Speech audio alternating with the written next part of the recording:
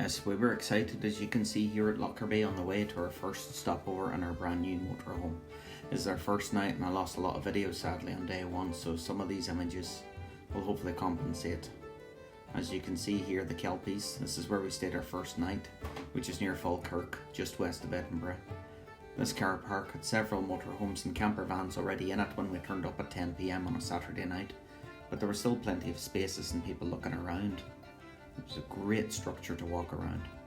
Next day was a bit more relaxed, heading for the Isle of Skye. You can't help but see Island Dolan Castle on your left, which lies on the A87 on the way north to the Isle of Skye and is definitely worth a stop, even if only for cupcakes and a cup of coffee.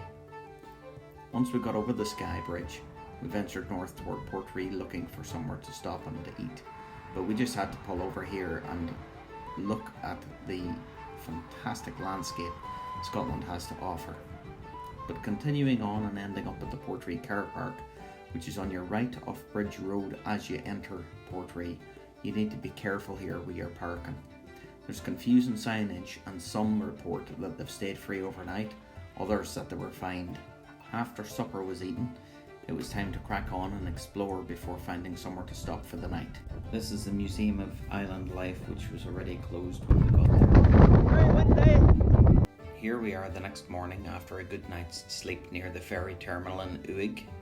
You can see the ferry terminal over there, and here's where we stopped, near the ferry terminal.